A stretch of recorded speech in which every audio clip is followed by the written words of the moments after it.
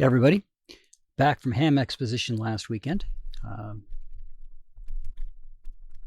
nice little set of things to purchase outside, and they had some nice talks and things that I didn't get a chance to go to most of those, but wanted to talk this week about some of the other things that we can do in ham radio. Now, as I've said before, we've got the training, we have the ability to get out there and help out at any agency, answering calls, handling those kinds of things. We know what forms need to be filled out, etc. So we already have a leg up there, and a lot of companies are not going to have the staff to handle an outage. You know, when something big happens and they need to have help, even if everything is up, but there's been a disaster, a flood or something like that, and they need extra resources to help coordinate things or write things down. We've got to play there. But another thing is ground truth. And as I was talking to some of the my fellow SECs last weekend, that was one of the things that came up. Now, ground truth is simply what's happening in your area. It's not you traveling necessarily to another spot, although that could be involved, but it's what's going on where you are. Take, for example, a weather condition, right? I run Skywarn Nets. Skywarn Nets gather information from different people where they are and send it into the National Weather Service so they can get a better picture of what's actually happening out there. Something beyond their radar, beyond any of the models that they have. They can actually get information about what's happening out on the ground. Well, that applies to any situation. So how do we get that information? Well, one way to get the information is to physically go and do it ourselves, right? Another way to get it is to set up something internal to your community. Now, a lot of ham operators don't publicize that they're ham operators, but it's a good way for you to let your community know that if something goes wrong and they need to get a message out, they can come find you and you can get the message out for them. Because if you can't get it out for family and loved ones, you can send it to somebody else who might be able to get it out, right? We know there's a national traffic system in the United States that sends messages around the country. So we're talking the same thing here. They give you the information, you send the information out. Same thing here when we're talking about ground truth. If you have people in your community who have other radios, be they old business class DMR radios, which seem to be a bunch of them available on eBay, or we're talking about the newer GMRS radios. If you've got those kind of radios and they can call into you because you have a radio, or maybe you have a repeater, then they can get information about what's going on and they can give information about what's going on. So if you see something that comes up, you could send it out to all these people that have the radios, and if they see something going on, they can send the information to you. And you can then collate that information and send it on to the next person online, be it the Weather Service themselves or your Skywarn coordinator in the area, to go let them pass the information along. So we have some plays in there that we can get involved in here. Plus, there's always the possibility of just having local nets in your community of people just chatting or talking about things that are going on. If, for example,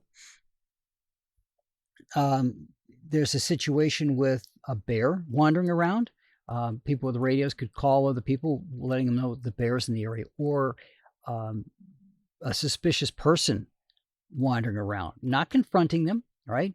And yes, they could call the police on the cell phone if it truly looks like something like that. But there are other ways and other things that they may need to report on, like a tree being down.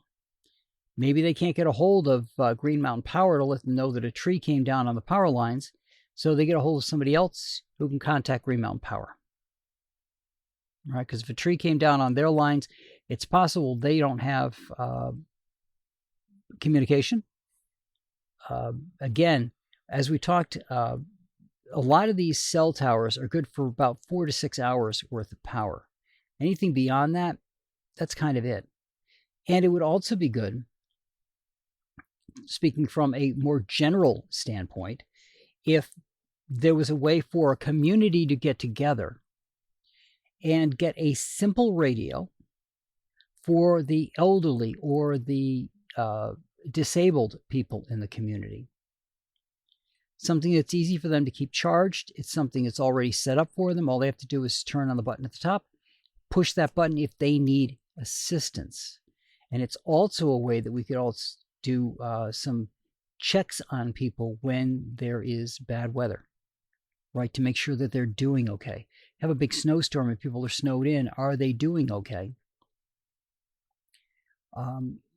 It's a way to do a contact like that without them having to get out their phone numbers, which they may or may not be comfortable doing. Also, a lot of these radios will last longer than your cell phone will. It's just the way things are. One thing you can do with a radio that you can't do with a cell phone is have more than one charged battery that you can pop in. Now, you get those little battery packs and keep those to try to keep your cell phone charged, but those cell phones go through charges pretty quickly because the batteries are so small. But with a radio, like a GMRS radio, especially if it doesn't have a screen or the screen has a good timeout to it, it's going to last a lot longer than the cell phone is going to last.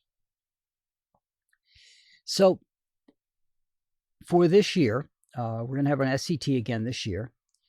And what I want to coordinate in the state of Vermont this year is to get people in that mode of reporting the ground truth. Now, for this year, we'll probably talk about getting people more out in the community and reporting directly from there. Like, go find, if you've got a river near you or something, go out to the river with a handheld, if you can, and report it that way. Go out to a river with a cell phone even, and WinLink, and send it through the WinLink system, that it can be picked up again from the WinLink system over a radio. So multiple ways of people communicating. And then if we can show that that's working well, I know some communities are already going this route, but having an internal network. Now, some people do mesh networks, and there's been interest in that in Vermont as well, but we have virtually no infrastructure for it, so it would have to be built out completely. But when you're talking GMRS radios, those repeaters are cheap, the radios are cheap, and they'll get the job done. So you can have a repeater in your community that can cover a wider area, and people can use that repeater to talk to each other and to call in when there's an issue. Or, like I said, you're running a Skywarn net, it's winter, they can listen in on that and see what the local conditions are as well, especially if you've got people already reporting. And if not, and you're the Skywarn coordinator or you're the person collating the information for reporting for Skywarn, you can report back to your community what's going on, right? What people are experiencing in your community so that everybody has an idea of what's going on around them. So it's another way of looking at emergency services. All right, we already know that we can get health and welfare checks out, right? If the community knows they can come to you to let you know that somebody's okay and who needs to be contacted, then you can send it out. If the internet's down, you can still call out to somebody else and have them pick that up for you. Or if they have an email address and you can get out over WinLink, you can craft an email that says that this person is doing okay and send that out over WinLink. Again, bear in mind, though, that everything that we send out is not encrypted. It's available for everybody to hear. So there's certain sensitive things don't send out, like if they're okay, but they're not at their house, probably don't say that. You can say that they're okay and leave it at that. Because as one Red Cross pointed out, if people are listed as being in a shelter, for example, then they're not home. And if they're not home, then that leaves their house vulnerable to thieves and vandals. So use your best judgment on what information to pass along in those conditions. But again, that's something you can do. WinLink works over internet if you still got internet. And if you don't, it works out over, there are HF places you can hit. There's some other frequencies, but HF is the main one that I see used. So all you have to do is set your computer to your radio and type up the information that needs to go out, put it in your outbox, and next time you go out to, so you can batch them up, right? So you can get 3 or 4 people giving you health and welfare checks. You type those all up with the email addresses of where they're going to. You post them into your outbox, and then when you get the opportunity and the frequency is clear, then you can go and send those out to the internet, and people will get these dropped in their inboxes that they came from you. Make sure that you put a bit on the bottom about who you are, obviously, and especially if you're an Aries member or something like that, include that at the bottom in your signature block. But then you can send these things out, and you can put them in a format if you wanted to. It's easy to make a form for WinLink, and you could do that and just keep typing these up and sending them out. But the community has to know to come to you that you can offer that kind of service. If you're doing it for a weather event, right, and you've got the radios around, then that's another way for you to send things back out to the links around you. Now, the reason I say like GMRS is because not everybody wants to get a license, even a GMRS license, which I find kind of questionable. Old DMR radios, I don't know if you need to get them licensed or not. I think only business class has to be licensed. If they're business class, the town may be able to go and get a license for the people in the town using those radios, right? Grab a frequency. DMR radios predate, obviously, us using as hams. And the nice part about a DMR radio is a lot of them allow you to talk on one frequency and listen on the other and switch. The reason that is an advantage, especially think about an event like a race or something like that. You can have, if you think about a race, you have the people that are going to be handling water, right? You got the people that are going to be handling an incident that came up, like somebody fell and was injured or some other medical incident. You can keep one channel just for everybody to communicate with everybody else, to do check-ins and that kind of stuff. You can keep the other channels, a separate channel for the people with the water so they can call in when they need a refreshment of their supply of water. Or if there's an emergency that comes up and you need first aid, on a completely different channel. So you're not talking over that main channel. And this is a quiet channel because nobody's using it except for those specific purposes. Those radios are have what's called promiscuous mode, which allows you to toggle back and forth. The Anytone 578, which is used both for ham and non-ham operations. There's 2 different versions. So you have to be careful which one you get. I made that mistake. But the 578 has those dual channels to it. So you can adjust the volumes individually between those 2 channels. And you can use that radio to split those channels so that you're talking on one and pulling on the other. So for example, let's say you're the person running the event. Instead of having a handheld unit, maybe you've got one of these little Anytones. They are not that big. Sitting at your table with the 2 frequencies on it. And maybe the only frequencies that you care about running the event is the main channel. And maybe you're listening in on the emergency channel because the first aiders are with you. Or maybe you've got another radio that you've got tuned to just that third channel. You have the multiple radios, but the people in the field just need the one radio so that they can do their job, which is call for more water, call for first aid, or just do check-ins every once in a while to make sure that everybody's doing okay. So DMR, like I said, predates ham radio operators using it, and the difference is what frequencies it uses.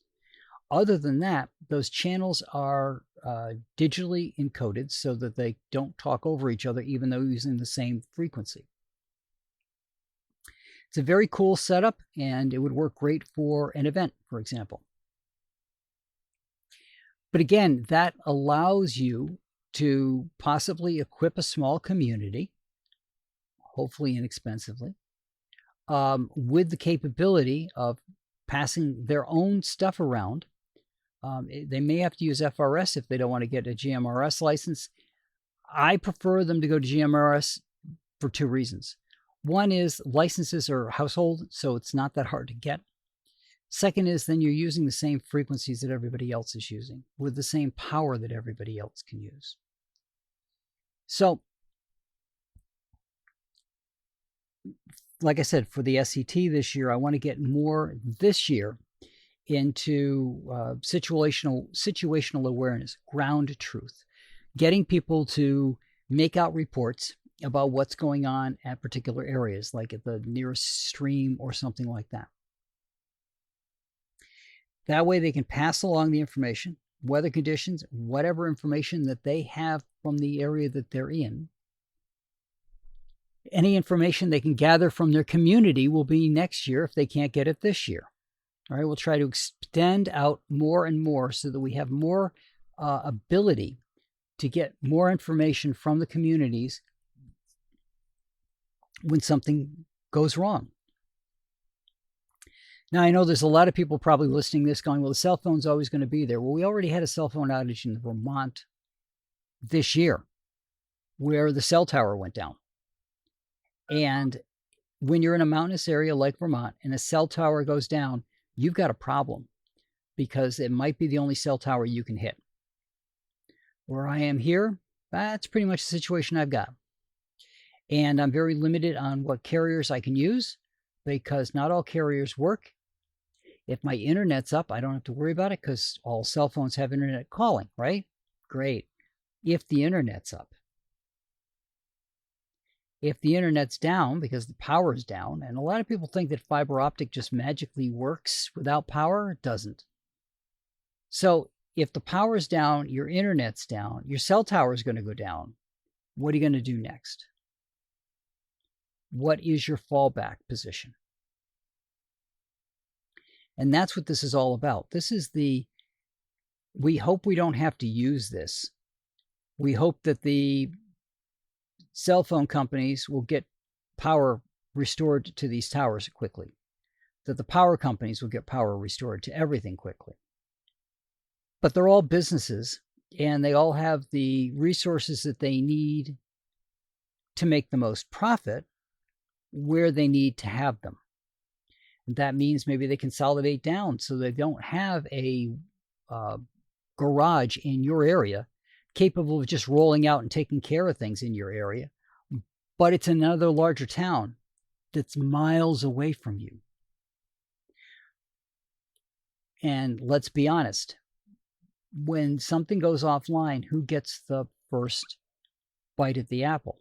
The largest group of people, especially if it's a single failure point, because then they can bring that up quickly and they look better because their numbers dropped fast.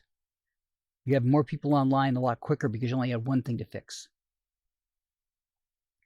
It's basic economics. That's the way these companies are. They aren't working for the public good. They're working for their bottom line. That's capitalism. So we have to make sure that we have things covered while they get things figured out. And the best way to do that is to reach out to your community Maybe write some letters to the editor if you're a ham operator. If you've got a radio club in the area, reach out to the radio club and see what they're doing and if they're doing anything to try to expand the range of radio. I would love to see, because to me, I see ARES as, yes, it's a group, but it's a training. It is a series of courses that you take, some certifications that you get. Somebody signing off on it is always good as well. Just to say you are trained for this, and you don't have to be a ham radio operator to be trained. We have to think outside of the realm of just the ham operators. I think in this day and age, we need to think outside of that little box. What else do we have that can get the job done? Right? I believe WinLink is still limited to ham radio operators. I could be wrong. I know I had to put my call sign in and it had to be verified when I put my WinLink setup in. So it's possible that that's still a requirement. But again, with Starlink and other possible things out there, we have other options. And I say possible because in a good snowstorm or a good rainstorm, that Starlink is going to be worth crap. Right? You've got a lightning storm going overhead. That signal is not getting through that lightning storm to go hit a satellite. I don't care what you think you got power underneath that thing. It's not going to happen. So we have a lot of things that can get in the way of any kind of signals that we could possibly get in and out during an emergency. And it is incumbent upon us, if we're going to be involved in protecting our communities and making sure that our loved ones are safe, that we go out and we make sure that we have every tool available to us, both technological and human,